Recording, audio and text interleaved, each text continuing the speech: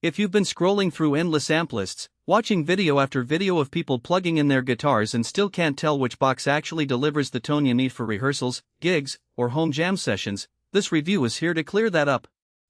I've spent the last couple of weeks pulling apart the specs, checking out user forums, and listening to a handful of players who actually own the unit. Link is in the description if you want to check the product details on Amazon. The question isn't just how loud can it get, or does it have a USB port? It's whether the Fender Hot Rod Deluxe IV will fit into the real-world workflow of a gigging player or a bedroom guitarist trying to stretch his budget without sacrificing that classic Fender crunch. First off, let's talk about what you're really looking for when you buy a 40-watt combo. Most players in the 30-50-watt sweet spot want something that can sit comfortably on a stage rack or a bedroom floor, push through a small venue without breaking the spine, and still sound good when you dial back to a clean jazz tone. The Hot Rod Deluxe IV tries to hit all of those points with a single 12-inch Celestion A-Type speaker and a lightweight pine cabinet that feels less like a slab of wood and more like a portable workhorse. That speaker is the same one Fender has tucked into earlier hot rod models, so you're not getting some exotic British driver that might sound great in isolation but behave oddly when pushed through Fender's preamp curves. When I first cranked the amp up at a friend's rehearsal space, the first thing I noticed was the way the modified preamp circuitry handled overdriven notes. You know that moment when a chord rings out and the high mids start to get a little muddy? With this unit, the mids stay articulate, especially in the 2 to 4 kHz range where a lot of classic rock tones live.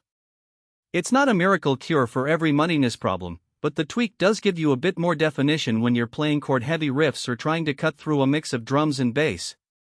The spring reverb is another subtle but useful change. The springs have been softened a touch, which reduces that clangy metallic edge you sometimes hear on older Fender combos. The result is a reverb that feels smoother, more like a gentle wash rather than a metallic echo chamber. Now, let's be real about the downsides. Because the cabinet is built from pine, the amp is indeed lighter, but that also means it can resonate a bit more on stage if you're not careful with placement. In a cramped basement, you might notice a slight boom when you slam the low E string hard. A quick solution is to angle the amp a few degrees forward or use a simple rubber mat underneath, but it's a trade-off that's not mentioned in the glossy marketing copy. Also, the 40-watt rating feels generous until you push past the 10-watt crank point. Above that, the amp starts to compress, and you'll hear that vintage Fender mid-scoop that some players love and others find limiting. If you're after a high-gain metal tone, you'll likely need a pedal or a separate high-gain head to get the aggression you want. Who should buy this combo? If you're a gigging player who needs a single-box solution for small clubs, house shows, or rehearsals, the Hot Rod Deluxe IV checks a lot of boxes. Its portability means you can load it into a small gig bag, set it up in 10 seconds, and still have headroom to hit an 80 dB SPL without distortion. The modified overdrive works well for blues, classic rock, and even a bit of modern indie rock tone, where you want that warm, tube-ish breakup without a lot of external pedals. For a bedroom musician who wants a practice amp that sounds real when you plug in an effects loop or a pedal board, the unit's clean channel is surprisingly transparent. The Celestion speaker's response is tight enough that you can hear the nuances of fingerpicking or clean jazz chords without the brittle highs that some cheaper 12-inch combos produce.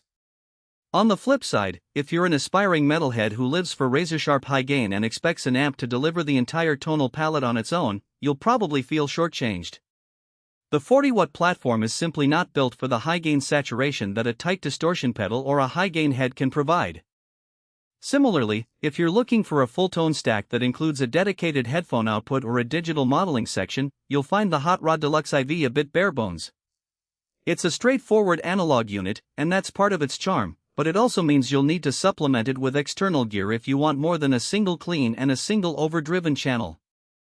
Let's talk about value for money beyond the headline specs.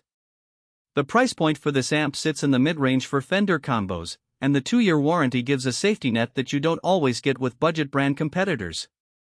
The real value comes from the combination of a Triton-tested Celestion driver, a relatively